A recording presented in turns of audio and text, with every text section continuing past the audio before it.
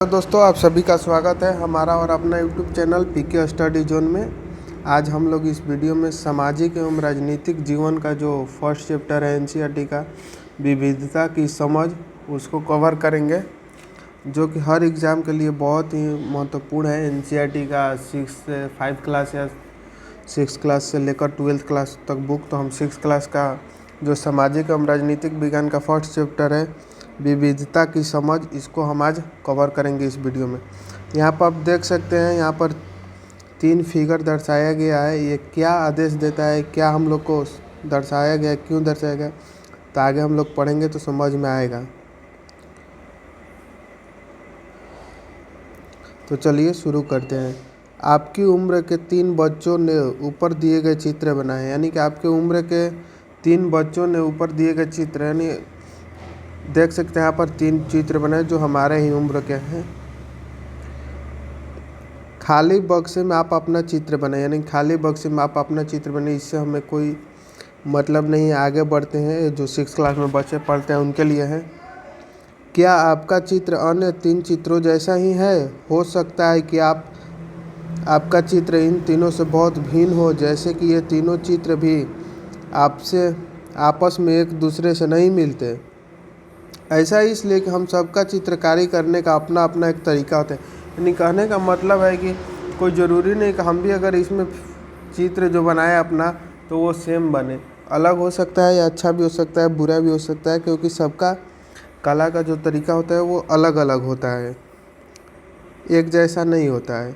जिस तरह हमारी चित्रकारी में भिन्नता है, उसी तरह हमारे रूप रंग खान पान आदि में भी भिन्नता है। यानी चित्रकारी के द्वारा यह समझाना चाहता है कि जैसे चित्रकारी में भिन्नता है, उसी तरह हमारे रूप रंग खान पान आदि में भी भिन्नता है।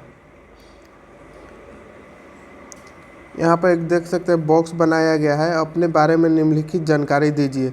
बाहर जाते समय मैं क्या पढ़ना पसंद करते हैं वो भरना है। ये तो 6 क्लास के बच्चों के लिए है। आगे बढ़ते हैं, देखते हैं हमारे लिए क्या इम्पोर्टेंट है, जो कि कॉम्पिटिटिव एग्ज़ाम या यूपीएससी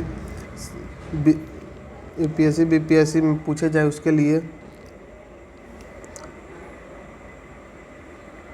भिन्नता है, उसके बाद क्या है, यहाँ से अपनी अध्यापिका की सहायता से यह पता कीजिए कि आप में से कितनी साथियों के जवाब एक जैसे हैं। क्या कक्षा में कोई ऐसी साथी भी है जिसकी सूची आपकी सूची से हूबहू मिलती है? यानी कि जो इस सूची बनाना है उसको कह रहा है कि मिलाने के लिए क्या हूबहू सूची है या भिन्न है। अगर हूबहू है तो पता कीजिए, शायद नहीं हो। हालांकि ऐसा होगा कि कई साथियों के कुछ जवाब आपके जवाब से मिलते जुलते होंगे। कितने साथियों को आपको जैसे किताब पढ़ना पसंद है? आपकी कक्षा के विद्यार्थी कुल मिलकर कितनी भाषाएं बोलते हैं?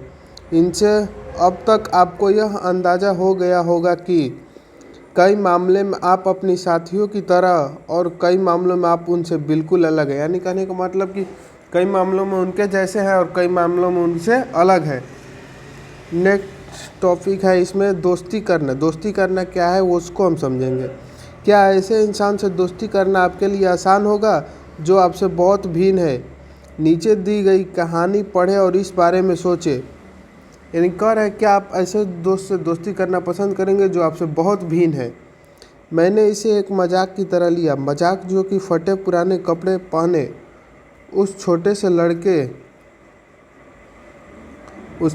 लड़के के लिए था जो जनपद के भीड़ वाले चौराहे की लाल बत्ती पर अखबार बेचता था।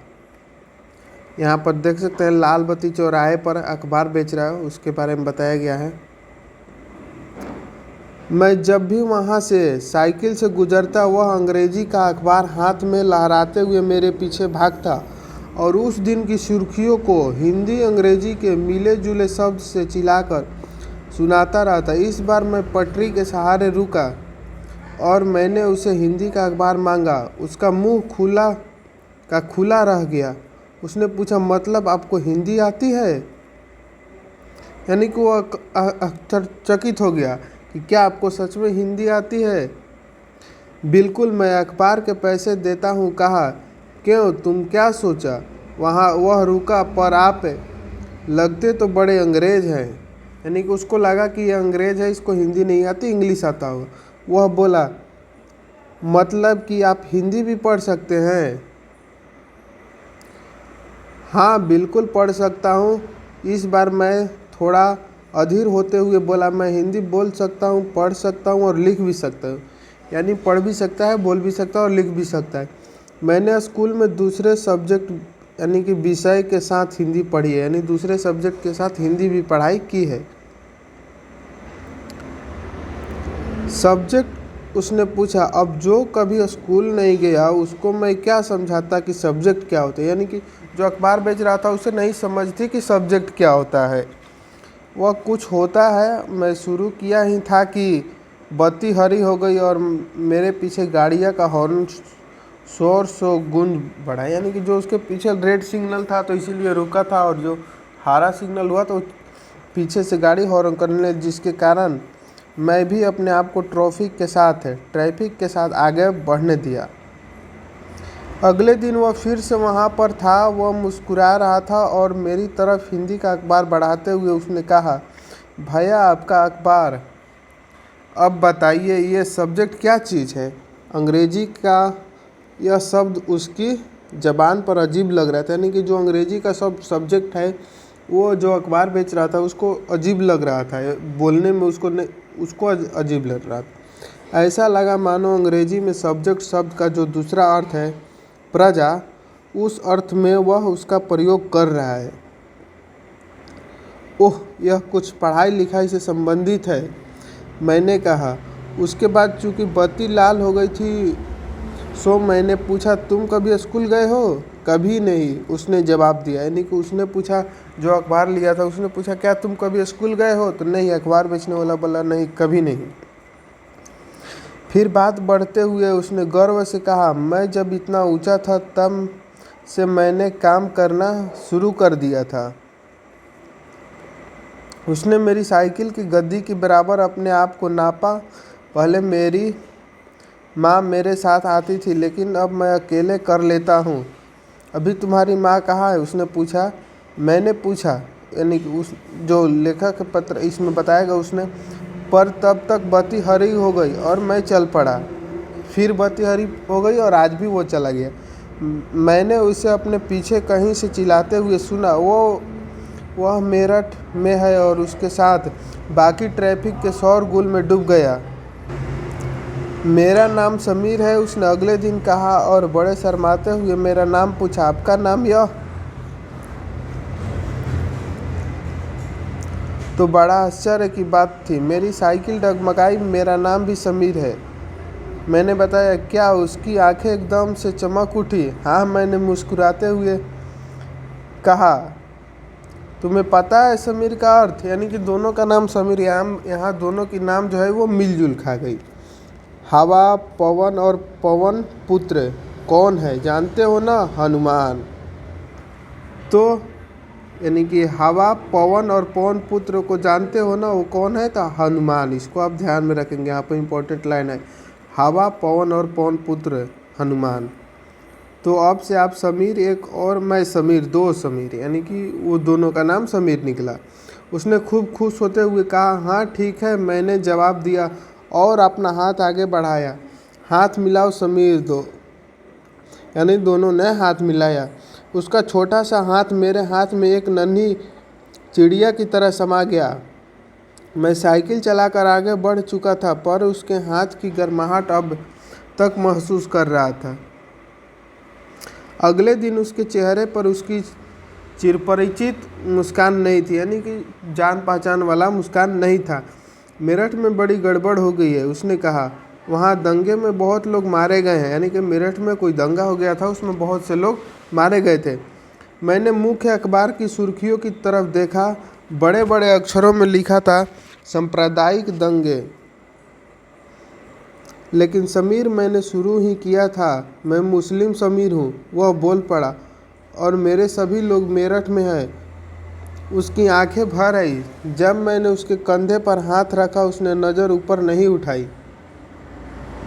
समीर एक, समीर और दो में से कोई तीन अंतर लिखिए। क्या है अंतर? अपने दोस्तों से रोक पाए, बनने से रोक पाए, यानी कि अंतर लिखने को कह रहा है। अगले दिन वह चौराहे पर नहीं था, न उसके अगले दिन वह दिखा और न आगे फिर कभी। अंग्रेजी या हिंदी का कोई अखबार मुझे नहीं बता सकता कि मेरा समीर 2 आखिर कहाँ गया। ये जो कहानी है किस पे आधारित है, तो पोइल सेन गुप्ता की कहानी द लाइट्स चेंज पर आधारित है, यानी द लाइफ चेंज पर आधारित है। जहाँ समीर को एक अंग्रेजी ज़्यादा अच्छी आती है, वहाँ समीर 2 हिंदी बोलता है। यानी जहाँ समीर को एक अंग्रेजी ज़्यादा अच्छी आती है, वहीं समीर 2 हिंदी बोलता है। हालांकि दोनों की भाषाएं अलग है, फिर भी दोनों एक दूसरे से बात कर पाएँ, उन्होंने इसके लिए प्रयास किया क्योंकि उनके लिए बात करना महत्वपूर्ण था। समीर 1 और समीर 2 की धार्मिक व सांस्कृतिक पृष्ठभूमियाँ भी अलग है, यानी दोनों समीर अलग अलग थे। जहाँ एक समीर हिंदू था, वहीं एक समीर मुसलमान, यानी कि दूसरा जो समीर था वो मुसलमान था और एक हिंदू था। दोनों में दोस्ती हुई क्योंकि दोनों दोस्ती करना चाहते थे। खान पान, पहनाव, धर्म, भाषा आदि की ये विभिन्नताएं विविधता के पहलू है। यानी कि जो खान पान और धर्म भाषा की ये विभिन्नता और विविधता का पहल है, अपनी विविध धार्मिक और सांस्कृतिक पृष्ठभूमियों के अलावा समीर 1 और समीर 2 कई अन्य मामलों में एक दूसरे से अलग थे। उदाहरण के यहाँ पर दिया है, उन त्योहारों की सूची बनाएं जो हो सकता है कि समीर 1 और समीर 2 मनाते हो, यानी कि दोनों समीर हिंदू और मुस्लिम दोनों मना सकते हैं। के लिए समीर ने स्कूल में पढ़ाई की थी। जब समीर 2 अखबार बेचता था, समीर 2 को स्कूल जाने का मौका मिला ही नहीं। यानी समीर 2 किसे बताया, जो अखबार बेचता था, जो साइकिल चलाता था, समीर 1 है। समीर 2 को स्कूल जाने का मौका मिला ही नहीं, यानी जो अखबार बेचता था समीर 2, उसको स्कूल जाने का मौका ही नहीं मिला। संभवतः अपने इलाके में से ही कई लोगों को देखा होगा जो गरीब हैं और जिनकी भोजन, घर और कपड़े की ज़रूरत भी पूरी नहीं हो पाती। यह फ़र्क उस फ़र्क से अलग है जिसके बारे में हमने पहले पढ़ा। अब बैकग्राउंड का जो नॉइज़ आ रहा है उसको नहीं ध्यान देंगे, जो हम बोल रहे हैं उसको ध्यान से सुनिएगा। यह विविधता का रूप नहीं है बल्कि गैर बराबरी का रूप है। गैर बराबरी का मतलब है कि कुछ लोगों के पास न अवसर है और न ही ज़मीन या पैसा जैसे संसाधन जो दूसरे के पास है। इसीलिए गरीबी और अमीरी विविधता का रूप नहीं है, यह लोगों के बीच मौजूद असमानता यानी गैर बराबरी। कहने का मतलब यहाँ पर बहुत अच्छा बात कहा गया, इसको ध्यान से सुनिएगा। गैर बराबरी का मतलब है कि कुछ लोगों के पास न अवसर है और न ही ज़मीन या पैसा जैसे साधन। यानी कुछ लोग ऐसे हैं जो गैर बराबरी है, जिनके पास न ज़मीन है न पैसा है जैसे साधन है दूसरे के पास। इसलिए गरीबी अमीरी का विविधता का रूप नहीं है, यह लोगों के बीच मौजूद असमानता यानी गैर बराबरी है। जाति व्यवस्था असमानता का एक और उदाहरण है। यानी कि जाति व्यवस्था किसका उदाहरण है, तो असमानता का एक उदाहरण है। इस व्यवस्था में समाज को अलग अलग समूहों में बांटा गया है। इस बंटवारे का आधार था कि लोग किस किस तरह का काम करते हैं। लोग जिस जाति में पैदा होते हैं उसे बदल नहीं सकते थे। उदाहरण के लिए,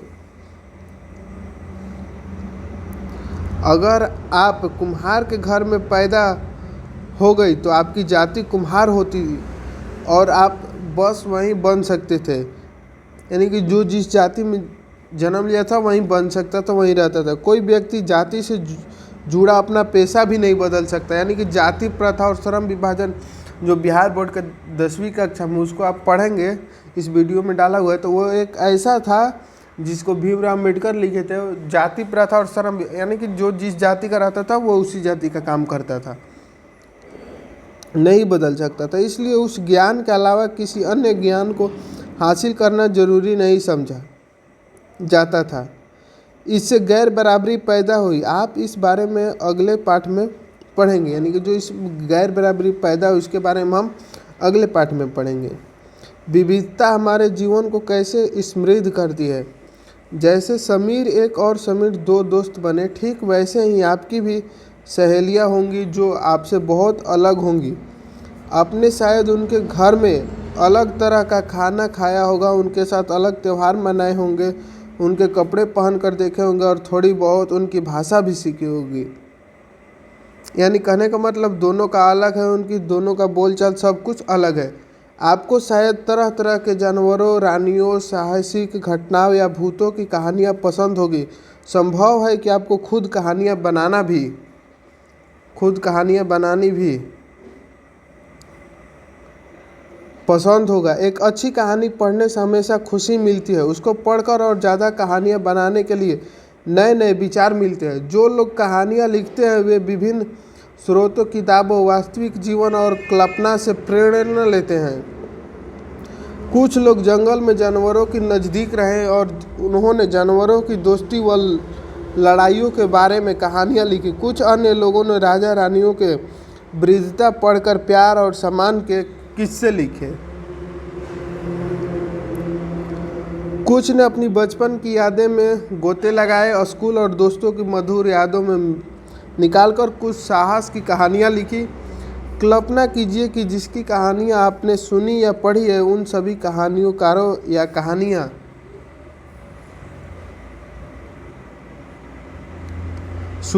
सुनाने वाले को ऐसी जगह पर रहना पड़े जहाँ लोग केवल दो ही रंग के कपड़े पहनते हो, लाल एवं सफ़ेद। यानी जहाँ कहानियाँ सुने उस पर सिर्फ लाल एवं सफ़ेद तरह के कपड़े पहने। एक तरह का खाना खाते हो, शायद सिर्फ आलू खाना पड़े। समान रूप से केवल दो पशु पक्षी को पालते हो, उदाहरण के लिए हिरन और कौवा, और केवल सांप सीढ़ी खेल से अपना मनोरंजन करते हो। यानी कि आपको कल्पना करने को बोल रहा है। ऐसी जगह रहकर वे कैसी कहानियाँ लिख पाएंगे। यानी जहाँ एक दो तरह का कपड़ा पहनता हो, लाल या सफ़ेद, खाना भी एक ही तरह का खाता हो, सिर्फ आलू, और दो पशु पक्षी हो। कौन कौन? तो हिरन और कौवा, और सांप सीढ़ी का खेल हो और कुछ नहीं। ऐसी जगह रहकर वे कैसी कहानियाँ लिख पाएंगे, ये आपको कल्पना करना है। भारत में विविधता। भारत विविधताओं का देश है। हम विभिन्न भाषाएं बोलते हैं, विभिन्न प्रकार का खाना खाते हैं, अलग अलग त्यौहार मनाते हैं और विभिन्न धर्मों। यहाँ पर क्या दिया है? भारत के लोग विविध तरीकों से नीचे लिखे काम करते हैं। यह उनमें एक तरीका बताया गया है, दो तरीके लिखिए। यानी कि एक तरीका बताया गया है प्रार्थना, इबादत करना, भक्ति गीत, शादी करना, विभिन्न प्रकार के कपड़े पहनना, अभिवादन करना, चावल पकाना, मीट या सब्जी डालकर बिरयानी पकाना, ये सब लिखा गया है, इसको भरना है। का पालन करते हैं। लेकिन गहराई से सोचो तो वास्तव में हम एक ही तरह की चीज़ करते हैं, केवल हमारे करने का तरीके अलग है। यानी खाना बनाना एक ही काम हुआ है। नहीं कोई भी खाना बनता, अब कोई आलू का सब्जी बनाए, कोई पटल, कोई अलग अलग सब बनाते हैं। हम विविधता को कैसे समझें? करीब 2 वर्ष पहले जब रेल, हवाई जहाज़, बस और कार हमारे जीवन का हिस्सा नहीं थे।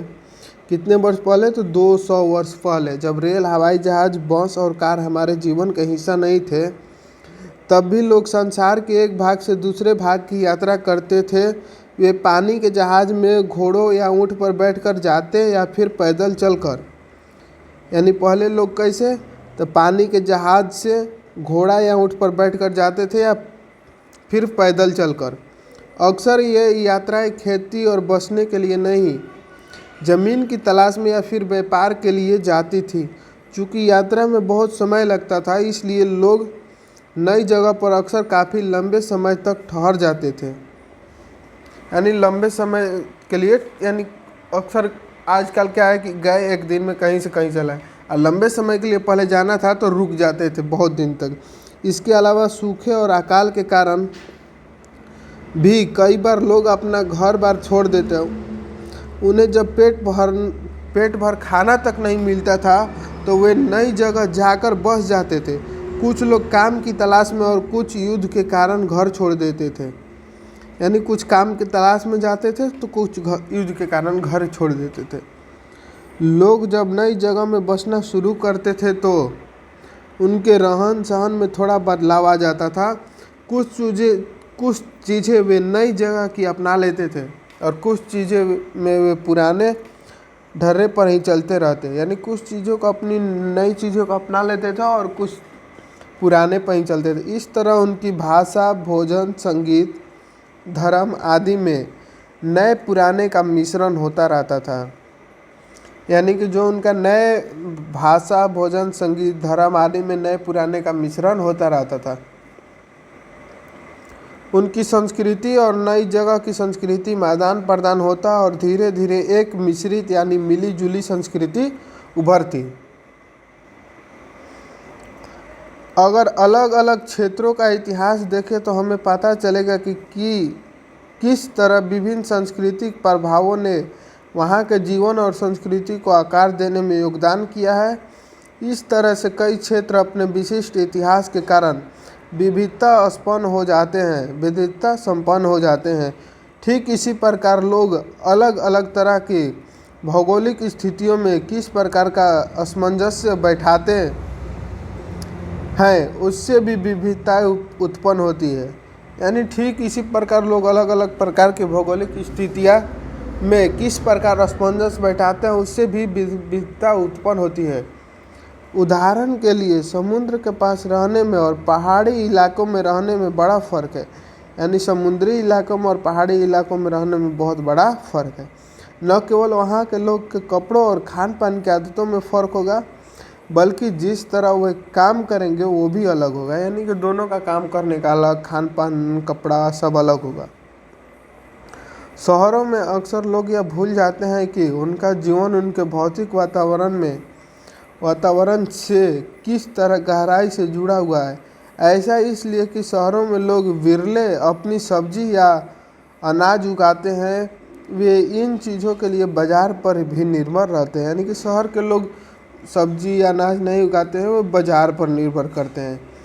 आइए भारत के दो भागों लद्दाख और केरल के उदाहरण के जरिए यह समझने की कोशिश करें कि किस क्षेत्र की विविधता पर उसके ऐतिहासिक और भौगोलिक कारकों का क्या असर पड़ता है। यानी कि केरल और लद्दाख के भौगोलिक इतिहास पर क्या पड़ता है, उसके बारे में हम जानेंगे। एटलस में भारत का नक्शा देखिए और उसमें ढूंढिए कि ये दोनों क्षेत्र लद्दाख तथा केरल कहाँ पर है। यानी कि एटलस जो बुक कहता है मैप का, उसमें देखने को बोल रहा है कि लद्दाख तथा केरल कहाँ पर है। इन दोनों क्षेत्र की भौगोलिक स्थितियाँ वहाँ के भोजन, कपड़े और व्यवसाय पेशे से कैसे प्रभावित करती है, उनकी सूची बनाए। अगर आप भी टेबल के सामने बनाए होंगे मैप या नक्शा चिपकाए होंगे तो उसमें भारत का, तो उसमें देखिएगा लद्दाख और केरल कहाँ पर है, इन दोनों की भौगोलिक स्थिति है, वहाँ के भोजन, कपड़ा, व्यवसाय पेशे को कैसे प्रभावित करते हैं, उनकी सूची बनाइएगा आप भी। देखिए यहाँ पर रेगिस्तान दर्शाया गया है। लद्दाख ऊंचे पहाड़ों वाला रेगिस्तानी इलाका, यानी कि लद्दाख जो है ऊंचे पहाड़ों वाला क्या है, रेगिस्तानी इलाके हैं।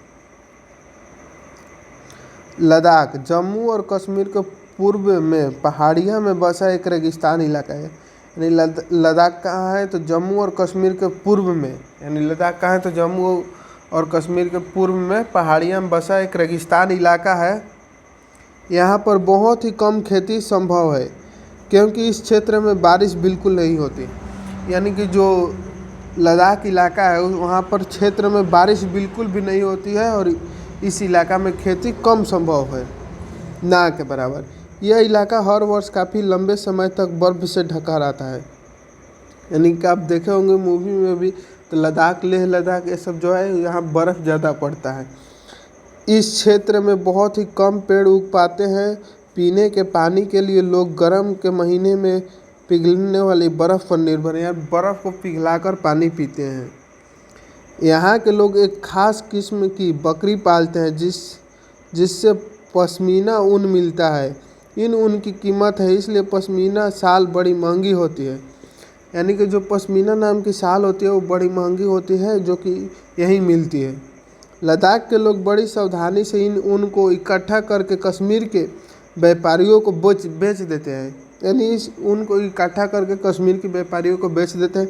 मुख्यतः कश्मीर में ही पश्मीना शालें बुनी जाती है। पश्मीना शाल जो है वो कश्मीर में बुनी जाती है।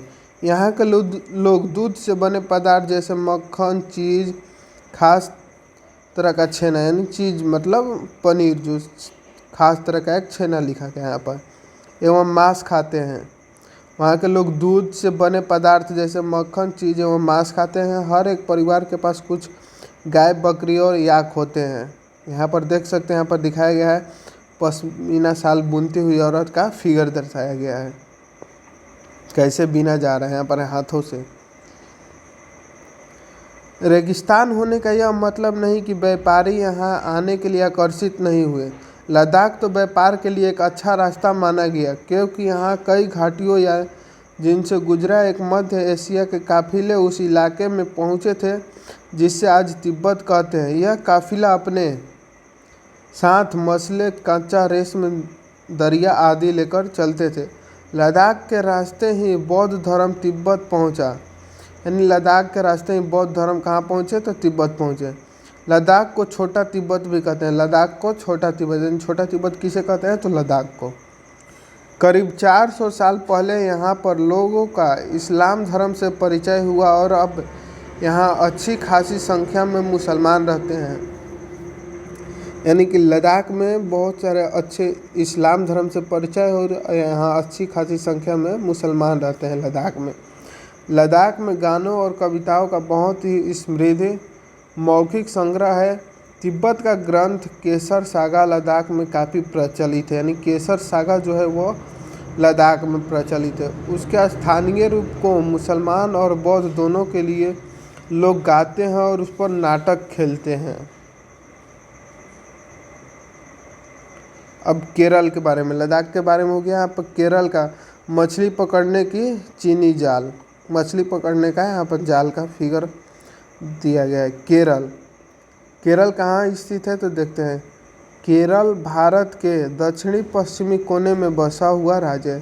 केरल दक्षिणी पश्चिमी में बसा हुआ राज्य। और लद्दाख कहाँ था? तो लद्दाख था जम्मू और कश्मीर के पूर्व पहाड़ियों में बसा रेगिस्तान इलाके में था।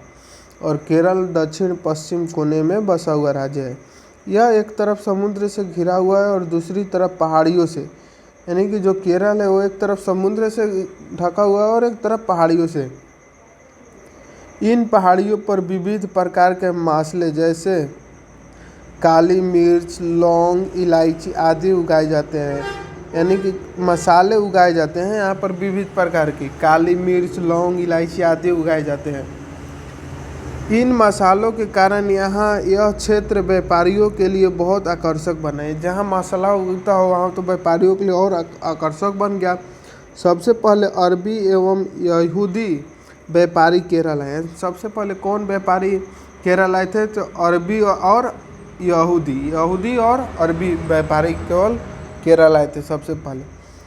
ऐसा माना जाता है कि ईसा मसीह के धर्मदूत संत थॉमस लगभग 2000 साल पहले यहाँ आए। यानी कि ऐसा माना जाता है कि ईसा मसीह के धर्मदूत कौन थे? तो संत थॉमस लगभग 2000 साल पहले यहाँ आए। भारत में ईसाई धर्म लाने का श्रेय उन्हीं को जाता है। यानी ईसाई धर्म भारत में कैसे आया? तो इन्हीं के कारण आया। किसके कारण? तो ईसा मसीह के धर्मदूत संत थॉमस के कारण ही ईसाई धर्म भारत में आया। इसको आप ध्यान में रखिएगा, संत थॉमस। आगे बढ़ते हम लोग। अरब से कई व्यापारी यहाँ आकर बस गए। इब्न बतूता ने जो करीब 700 साल पहले यहाँ आए। इब्न बतूता ने जो करीब 700 साल पहले यहाँ आए, अपने यात्रा वृत्तांत में मुसलमानों के जीवन का विवरण देते हुए लिखा कि मुसलमान समुदाय की यहाँ बड़ी इज्जत थी। यानी केरल में जो थे वो मुसलमान समुदाय के बहुत इज्जत थी। केरल में मनाए जाने वाले त्यौहार ओमन का एक विशेष आकर्षक व नौ प्रतियोगिता, यानी कि केरल में ओनम फेस्टिवल मनाया जाता है त्यौहार, उसका प्रतियोगिता हो रहा है, नाव प्रतियोगिता, उसका एक फिगर दर्शाया गया है। वास्को डिगामा पानी के जहाज से यहाँ पहुँचे तो पुर्तगालियों ने यूरोप से भारत तक का समुद्री रास्ता जाना। यानी वास्को डिगामा जब पानी के जहाज से भारत पहुँचे थे तो पुर्तगालियों ने यूरोप से भारत तक का समुद्री रास्ता जाना, यानी कि यूरोप से भारत तक का समुद्री रास्ता उन लोगों ने जाना। इन सभी ऐतिहासिक प्रभावों के कारण केरल के लोग विभिन्न धर्मों का पालन करते हैं, जिनमें यहूदी, इस्लाम, ईसाई, हिंदू एवं बौद्ध धर्म शामिल है। विभिन्न धर्म का पालन करते हैं, इनमें कौन कौन शामिल है? तो यहूदी, इस्लाम, ईसाई, हिंदू एवं बौद्ध धर्म। 1 2 3 4 5 धर्म शामिल है। यहूदी, इस्लाम, ईसाई, हिंदू एवं बौद्ध। चीन के व्यापारी भी केरल आए यहाँ पर मछली पकड़ने के लिए जो जाल इस्तेमाल किए जाते हैं, यानी चीन के व्यापारी भी केरल आए केरल में मछली पकड़ने के लिए। यहाँ पर जाल इस्तेमाल किए जाते हैं, वे चीनी जालों से हूबहू मिलते हैं, यानी चीनी जालों से हूबहू मिलते थे और उन्होंने चीन वाला कहते हैं। तलने के लिए लोग तो बर्तन इस्तेमाल करते हैं, उसे चीना चटी कहते हैं, यानी कि जो बर्तन इस्तेमाल करते थे उसे क्या? चीना चटी कहते हैं। इसमें चीन शब्द इस बात की ओर इशारा करता है कि उसकी उत्पत्ति कहाँ हुई होगी, यानी चीन इस बात से इशारा हो जाता है कि उनकी जन्म चीन में हुई थी। केरल की उपजाऊ जमीन और जलवायु चावल की खेती के लिए बहुत उपयोग है, यानी कि केरल की जो ज़मीन है ना, वो चावल की खेती के लिए बहुत उपयुक्त है। और वहाँ के अधिकतर लोग मछली, सब्जी और चावल खाते हैं, यानी कि मछली, सब्जी, चावल ज़्यादा वहाँ पर प्रसिद्ध है, क्योंकि वहाँ मछली का जो पालन होता है बहुत ज़्यादा होता है, क्योंकि वहाँ पर पहाड़ी इलाका और समुद्री इलाका, तो समुद्री इलाका है तो जाहिर सी बात है कि मछली मिलेगा ही। जहाँ केरल और लद्दाख की भौगोलिक स्थितियाँ एक दूसरे से बिल्कुल अलग है, वहीं हम यह भी देखते हैं कि दोनों क्षेत्र में इतिहास में एक ही प्रकार के सांस्कृतिक प्रभाव हैं। यानी कि हम देखते हैं कि दोनों केरल और लद्दाख की भौगोलिक स्थितियाँ एक दूसरे से बिल्कुल अलग है, बिल्कुल बहुत ही ज़्यादा अलग है। वहीं हम देखते हैं कि दोनों को क्षेत्र के इतिहास में एक ही प्रकार की संस्कृतियाँ प्रभाव है, लेकिन सांस्कृतिक जो प्रभाव है वो एक ही तरह के। दोनों ही क्षेत्रों को चीन और अरब से आने वाली व्यापारियों ने प्रभावित किया, यानी कि दोनों क्षेत्रों को कौन से लोग प्रभावित किए? तो चीन और अरब से आने वाले व्यापारियों ने प्रभावित किया। जहाँ केरल की भौगोलिक स्थितियाँ ने मसालों की खेती संभव बनाई, यानी कि जहाँ केरल में है मसाले की खेती संभव बनाई, तो वहीं लद्दाख के भौगोलिक स्थितियों में व्यापारियों ने अपनी ओर खींचा, यानी कि वहीं लद्दाख के विशेष भौगोलिक स्थितियों ने लद्दाख को खींचा। इस तरह पता चलता है कि किसी भी क्षेत्र के सांस्कृतिक जीवन का उसके इतिहास और भूगोल से प्राय गहरा रिश्ता होता है। क्या होता है? तो सांस्कृतिक जीवन के लिए उसके इतिहास और भूगोल से प्राय गहरा रिश्ता होता है। विविध संस्कृतियों का प्रभाव केवल बीते हुए कल की बात नहीं है, हमारे वर्तमान जीवन का आधार ही काम के लिए एक जगह से दूसरी जगह जाना है। हर एक कदम के साथ हमारे सांस्कृतिक रीति रिवाज और जाने का तरीका धीरे धीरे उस नए क्षेत्र का हिस्सा बन जाते हैं जहां हम पहुंचते हैं। ठीक इसी तरह अपने पड़ोस से हम अलग अलग समुदाय के लोगों के साथ रहते हैं। अपने रोजमर्रा के जीवन में हम मिलजुल कर काम करते हैं और एक दूसरे के रीति रिवाज और परंपराओं के घुल मिल जाते हैं। विविधता में एकता। भारत की विविधता या अनेकता को उसकी ताकत का स्रोत माना गया है। जब अंग्रेज़ों का भारत पर राज था तो विभिन्न धर्म, भाषा और क्षेत्र के महिलाओं और पुरुषों ने अंग्रेज़ों के खिलाफ मिलकर लड़ाई लड़ी थी। यानी कि जब अंग्रेज़ का भारत पर राज था तब विभिन्न धर्म और भाषा के क्षेत्र के महिलाओं और पुरुषों ने मिलकर अंग्रेज पर लड़ाई लड़ी थी।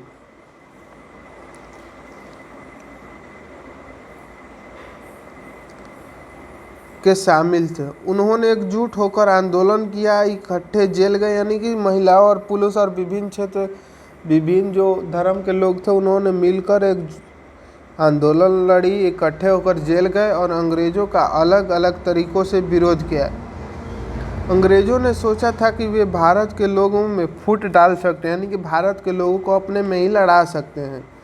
क्योंकि उनमें काफ़ी विविधता है, यानी कि सब अलग अलग जाति धर्म के थे, इसीलिए वे सोचे इनमें फूट डाल दें हम, इस तरह उनका राज चलता रहेगा। यानी इसी तरह फूट डाल कर रहेंगे और ये लोग अपने में लड़ते कटते मरते रहेंगे। मगर लोगों ने दिखला दिया कि वे एक दूसरे से चाहे कितना भी भिन्न हो, अंग्रेज़ों के खिलाफ लड़ी जाने वाली लड़ाई में वह सब एक साथ थे। यानी कि अंग्रेज़ों द्वारा जो लड़ाई लड़ी जा रही थी उसमें वे सब एक साथ थे। दिन खून के हमारे प्यारे न भूल जाना, दिन खून के हमारे प्यारे न भूल जाना, खुशियों में अपनी हम पर आंसू बहा के जाना, शायद ने हमारे चुन चुन के फूल तोड़े, वीराना इस चमन में कोई गुल खिला के जाना, दिन खून के हमारे। एक यहाँ पर कविता लिखा गया है, उस देखते हैं, बहुत अच्छा लिखा गया है, खून के बारे में है, खून जो लड़ाई हुआ था अंग्रेज़ों और भारत के बारे में। गोली खा के सोए जलिया बाग में हम, सुनी पड़ी कब्र पर दिया जला के जाना, दिन खून के हमारे। हिंदुओं मुसलमानों की होती आज होली, बहते एक रंग में दामन भींगे के जाना, दिन खून के हमारे। यानी कि हिंदू और मुसलमानों की होती है आज होली, यानी हिंदू मुसलमान दोनों होली खेलते हैं, एक रंग में दामन भींग जाना दोनों को, दिन खून के हमारे। यानी कि वो दिन खून के हमारे याद दिलाते हैं। कुछ जेल में पड़े हैं, कुछ कब्र में गड़े हैं, दो बूंद आंसू उन पर प्यार के बहा जाना, दिन खून के हमारे। ये कौन लिखे हैं? तो भारतीय जनरल संघ इप्टा जी के। यहाँ स्वतंत्रता दिवस के अवसर पर भाषण देते हुए पंडित नेहरू, यानी पंडित नेहरू जब स्वतंत्रता दिवस पर भाषण दे रहे थे उसका एक पुराना तस्वीर यहाँ पर दर्शाया गया है। यह गीत अमृतसर से हुई जलियांवाला बाग हत्याकांड के बाद गाया गया था। यानी जो गीत हम जो अभी पढ़े हैं वो कहाँ गाया गया था? तो अमृतसर में हुए जलियांवाला बाग हत्याकांड के बाद गाया जाता था। जलियांवाला बाग हत्याकांड के बाद गाया जाए। इस हत्याकांड में एक ब्रिटिश जनरल ने उन शांति प्रिय निहत्थे लोगों पर खुले आम गोलियां चला दी थी जो बाग में इकट्ठे होकर सभा कर रहे थे, महिला पुरुष हिंदू मुसलमान एवं सिख। यानी कि महिला मुसलमान पुरुष हिंदू सब सिख एक साथ थे। कितने सारे लोग थे जो अंग्रेज़ों के पश्चातपूर्ण नीति का विरोध करने के लिए जमा हुए थे। उनमें से बहुत लोगों की जानें गई और उसमें भी ज़्यादा घायल हुए। यह गीत उन्हीं शहीदों के याद में गाया गया था। यानी जो ये गीत था उन्हीं शहीदों के याद में गाया गया था। स्वतंत्रता संग्राम के दौरान उभरे गीत और जिन विविधताओं के प्रति हमारा विश्वास बनाए रखते हैं। क्या आप भारतीय झंडे की कहानी जानते हैं? यानी कि जो भारतीय झंडा है वो कैसे आया, कैसे बना, उसकी कहानी जानते हैं। स्वतंत्रता संग्राम के दौरान ही भारत के झंडे परिकल्पना की, यानी जब स्वतंत्रता संग्राम हुआ था उसी दौरान भारत के झंडे की परिकल्पना की गई थी।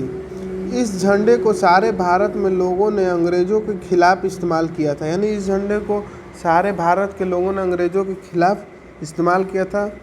जवाहरलाल नेहरू ने अपनी किताब भारत की खोज में लिखी थी, भारतीय एकता कई बार से थोपी हुई चीज़ों नहीं बल्कि यह बहुत ही गहरी है, जिसके अंदर अलग अलग तरह के विश्वास और प्रथाओं को स्वीकार करने के लिए भावना है। इसमें विविधता को पहचान और प्रोत्साहित किया जाता है। यानी कि जो हमारा झंडा है उसमें क्या क्या दर्शाया गया था?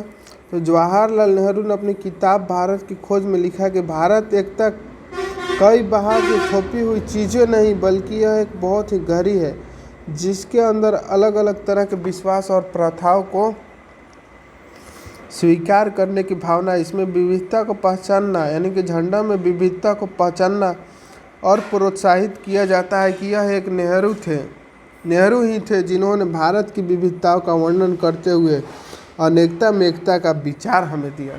यानी कि जो एक नेहरू है जो हमें अनेकता में एकता का विचार दिया। रविंद्रनाथ टैगोर द्वारा रचित हमारा राष्ट्रगान भी भारतीय एकता का ही एक अभिव्यक्ति है। राष्ट्रगान किस तरह से एकता का वर्णन करता है इसे अपने शब्दों में लिखें। यानी कि राष्ट्रगान किस तरह से एकता का वर्णन करता है उसे अपने शब्दों में लिखने को कह रहे हैं यहाँ पर। चैप्टर हमारा जो था फर्स्ट चैप्टर वो ख़त्म हो गया। अब यहाँ पर जो उसका अभ्यास है वो है, तो आप इस कहानी को अगर समझे होंगे, पढ़े होंगे अच्छे से, तो इसको आप खुद से करने को कोशिश कीजिएगा। अगर इसका सॉल्यूशन चाहिए तो हम अगले वीडियो में इसका सॉल्यूशन करा देंगे।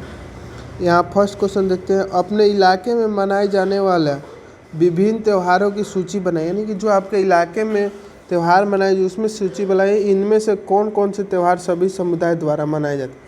यानी कि ऐसा त्यौहार कुछ लिखना है जो सभी समुदाय मना सकते हैं, तो ये आप आसानी से कर सकते हैं।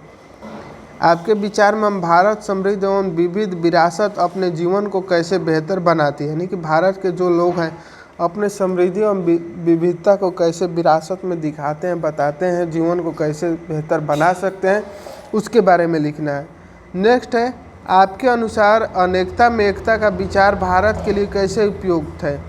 यानी कि आपके अनुसार अनेकता में एकता का विचार भारत के लिए कैसे उपयुक्त है। भारत की खोज किताब में लिखी गई इस वाक्यांश में नेहरू भारत की एकता बारे में क्या कहना चाह रहे हैं। जलियांवाला बाग हत्याकांड के ऊपर लिखे गए गाने पर उस पंक्ति को चुनिए जो आपके अनुसार भारत की एकता को निश्चित रूप से झलकाती है। यानी कि जलियांवाला बाग का जो हत्याकांड का जो गाना था, गीत था, उसमें उस पंक्ति को चुनना है जो एकता को निश्चित रूप से झलकाता हो। लद्दाख एवं केरल की तरह भारत का कोई एक क्षेत्र चुनिए और अध्ययन कीजिए। यानी कि लद्दाख और केरल का एक तरह का भारत का कोई एक क्षेत्र चुनिए और अध्ययन कीजिए।